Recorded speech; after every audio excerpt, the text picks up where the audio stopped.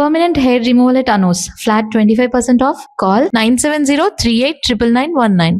ఎప్పుడు ఈ ఇంటర్వ్యూకి రాకముందు చూశాను. విష్ణుప్రియ అని ఒక ఆర్టిస్ట్, అంటే ఆవిడతో నాకు పరిచయం లేదు యాక్చువల్గా. ఆవిడ ట్వీట్ చేశారని ఎవరు నాకు పంపించారు. అవును, వారు ట్వీట్ చేశారు. మీరు రెమ్యునరేషన్ ఇచ్చేది మేము యాక్టింగ్ కోసం మాత్రమే, ప్రమోషన్స్ కోసం కాదు కదా అని చెప్పి అది చెప్పారు. యాక్చువల్గా నిజం చెప్పాలంటే మేమైతే వరలక్ష్మి గారితో ప్రతి ఆర్టిస్ట్ తోటి ఒక అగ్రిమెంట్ రాయించుకున్నాం. ఏంటంటే అమ్మ ఇన్ని రోజులు షూటింగ్ డేస్ కంపల్సరీగా ప్రమోషన్ కోసం ఇన్ని రోజులు రాసుకున్నాం. అగ్రిమెంట్లోనే ఉంది. అగ్రిమెంట్లోనే 100% మెన్షన్ చేస్తున్నాం. అది లేకపోతే మేము ఇంత వాదించాల్సిన అవసరం లేదు, అలా అనాల్సిన కూడా అవసరం కూడా లేదు. ఎందుకంటే కొంతమంది ఉన్న నయనతార గారు ఉన్నారు.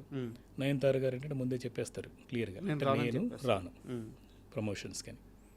అలాగే వరలక్ష్మి గారు కూడా ముందే తెలుసు కాబట్టి వస్తారనే ఒక ఆశ అగ్రిమెంట్లో ఉంది కాబట్టి వస్తారు అన్న దీంతో అన్నాం. సార్ అదేదో నేను మాట్లాడిన దాన్ని నెగిటివ్గా తీసుకొని విష్ణుప్రియ అనే అమ్మాయి ట్వీట్ చేయటం, మీరంటే డబ్బులు యాక్టింగ్కి ఇస్తాం కానీ మిగతా ప్రమోషన్స్కి ఇవ్వము అన్నది మాట్లాడడం. ఆవిడెందుకు మాట్లాడిందో, ఆవిడకి ఏంటి ఇందులో ఈ సినిమాతో సంబంధం ఉందో నాకైతే అర్థం కాలేదు. అవును, వారికి అసలు ఏం సంబంధం, మీతో ఏమైనా ఇష్యూస్ ఉన్నాయి విష్ణుప్రియకి? అసలు విష్ణుప్రియ ఎవరు కూడా నాకు తెలియదు, అంటే పరిచయం లేదు నిజం చెప్పాలంటే.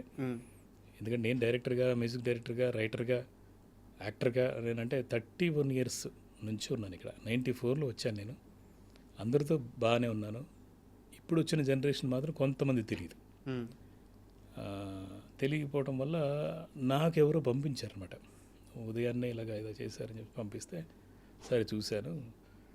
చూసి దానికి పాపం ఎవరో తెలియని వాళ్ళు కూడా దానికి ఆన్సర్ ఇచ్చారు. ఏంటి, డైరెక్టర్ కష్టంతో, డైరెక్టర్ ఏదో ఉన్న బాధతోటి ఏదో అన్నాడు, తన బాధను కూడా తన కష్టాన్ని కూడా గుర్తించాలి కదా అని వాళ్ళు ఎవరో పెట్టారు ఇలాగా.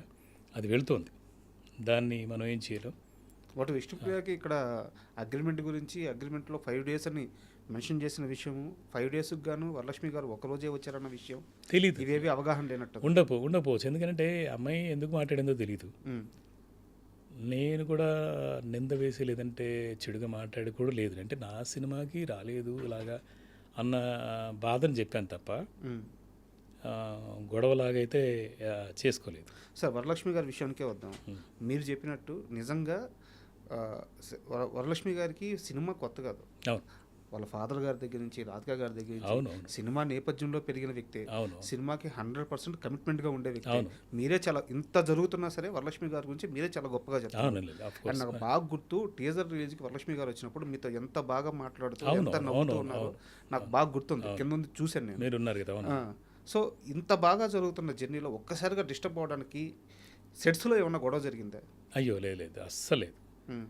అసలు అలాంటి ఇది కూడా కాదు, గొడవలు పడి చేసేంత ఇది కూడా కాదు. కానీ నాకే ఆశ్చర్యంగా ఉంది రాకపోవటం వల్ల. నేను అన్న తర్వాత అందరూ మీడియా వైరల్ చేసిన తర్వాత కొంతమంది ప్లాన్ అనుకున్నారు. ప్లాన్ అంటే వరలక్ష్మి గారు నేను మాట్లాడుకొని ఇలా ప్లాన్ చేసేసి వైరల్ చేస్తున్నారేమో అనుకున్నా. బట్ గొడవ చాలా పర్సనల్గా వెళ్ళిపోయింది కదా.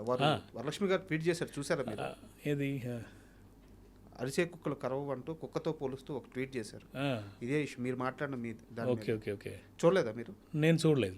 యాక్చువల్గా ఎవరో అన్నారు, అంటే ఇలాంటి ట్వీట్ లాగా ఏం చెప్పలేదు. కానీ ఆర్టిస్టులు ఎవరో ఫోన్ చేసేసి, అసలు చాలామంది ఆర్టిస్టులు నాతో వర్క్ చేసిన వాళ్ళు, చాలా పెద్ద ఆర్టిస్టులు. నేను బ్రహ్మానందం గారు చేయలేదు కానీ ఆయనతో వర్క్ చేశాను. బ్రహ్మానంద గారి దగ్గర నుంచి, కోట గారి దగ్గర నుంచి, ఇప్పుడున్న లేటెస్ట్ ప్రవీణ్, సప్తగిరి గారు, వాళ్ళందరితో నేను వర్క్ చేశాను.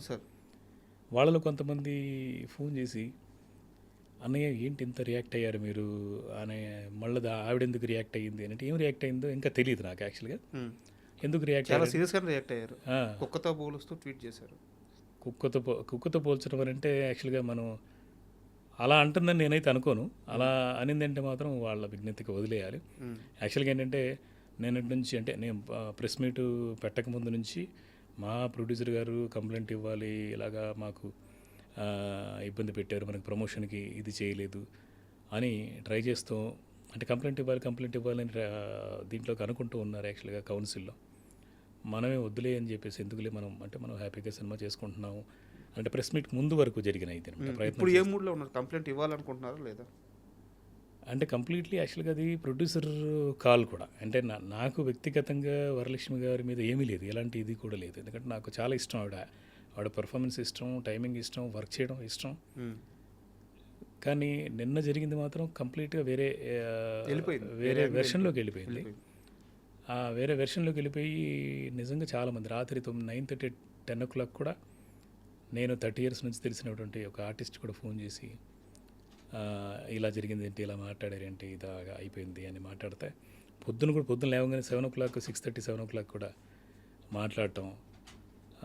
తర్వాత ఈ విష్ణుప్రియ కౌంటర్ చేసిందని, ఇప్పుడు తర్వాత వరలక్ష్మి గారు మీరు కౌంటర్ చేశారు కుక్కతో పోల్చింది అని. అంటే యాక్చువల్గా కుక్కతో పోల్చింది అనేది మాత్రం అది చాలా తప్పు. ఎందుకంటే డైరెక్టర్ని పోల్చిందా, ప్రొడ్యూసర్ని పోల్చిందా, లేదంటే మొత్తం ప్రొడక్షన్ హౌస్ని పోల్చిందా అనేది ఇంకా తెలియదు. అది నిజమా కాదు కూడా తెలియదు. ఎందుకంటే ఇప్పుడు ట్విట్టర్లో ట్వీట్ చేసింది అనేది మాత్రం నాకు చూపించారు వేరే వాళ్ళు. ఇది విష్ణుప్రియ చేసిన దానికి ఎవరో కౌంటర్ చేశారో చూశాను నేను.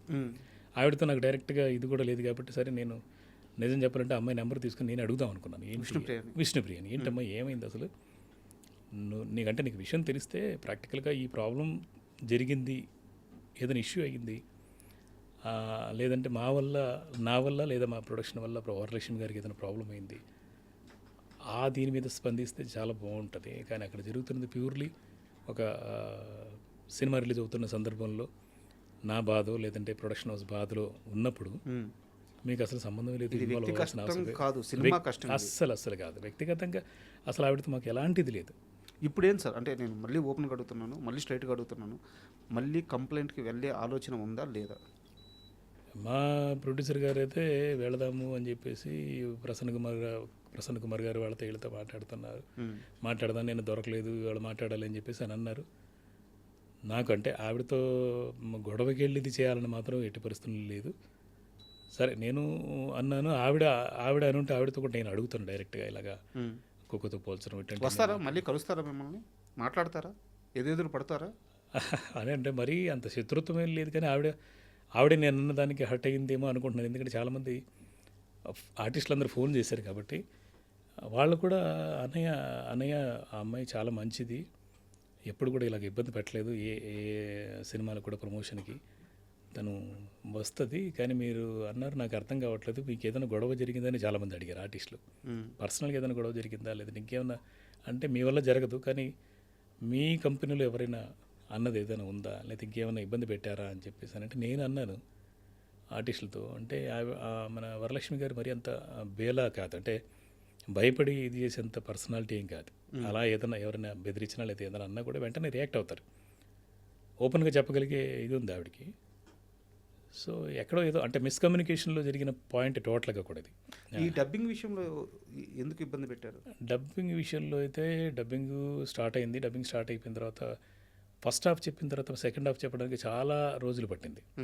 చాలా రోజులు పట్టడం వల్ల ప్యారల్గా ఇప్పుడు సరస్వతి అని ఒక సినిమా వాళ్ళది స్టార్ట్ అవటం, వాటి మధ్యలో మాకు చాలా ఇబ్బందిగా అనిపించింది. ఎందుకంటే ఇక్కడేమో మాలాంటి వాళ్ళకంటే నేను ఇప్పుడు 11th మూవీ ఇది డైరెక్టర్గా ఏమవుతుందంటే కొత్త ప్రొడ్యూసర్లతో లేకపోతే ప్రొడ్యూసర్లు చాలా మంచివాళ్ళు, అంటే వాళ్ళకు అవగాహన లేకపోయినా అన్నీ సమకూరుస్తూ వెళ్ళే వాళ్ళకి ఏంటంటే లేట్ అయితే ఏమవుతుందంటే ఎందుకు లేటు అనేది ఒక క్వశ్చన్ వేసినప్పుడు వరలక్ష్మి గారు రాలేదు అన్న ఇది ఆన్సర్ వచ్చినప్పుడు ఏంటంటే కావాలని చేసిందా, ఎందుకు చేస్తుంది, ఇది చుట్టూ ఉండే వాళ్ళతోనే మెల్లిమెల్లిగా మనకు మైండ్ చెడిపోతుంటుంది.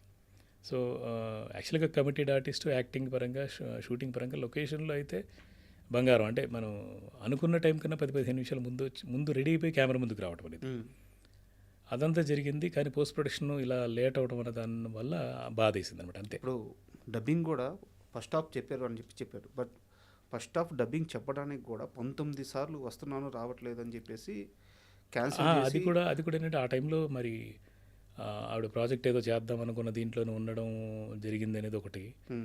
రెండోది ఏంటంటే అలా క్యాన్సిలేషన్ చేయడం వల్ల ఏంటంటే మాకు ప్రొడక్షన్లో ఎలా ఉంటుందంటే క్యాన్సిల్ చేస్తే ఒకసారి బుక్ చేసి క్యాన్సిల్ చేస్తే ఒక రేట్ పడిపోతుంటుంది అన్నమాట. సార్ ఒక డబ్బింగ్ రోజు ప్రొడక్షన్ ఒక ఆర్టిస్ట్ కోసం ఒక డబ్బింగ్ థియేటర్ బుక్ చేసుకొని అంతా రెడీ చేసుకుంటే ఖచ్చితంగా అది కూడా ఖర్చే కదా. అలాంటిది 19 సార్లు జరిగిందంటే నేను యాక్చువల్గా ఓపెన్గా చెప్తున్నాను, నేను మిమ్మల్ని ఇంటర్వ్యూ పిలవడానికి ప్రెస్ మీట్లో మీరు మాట్లాడింది ఒక్కటే కారణం కాదా?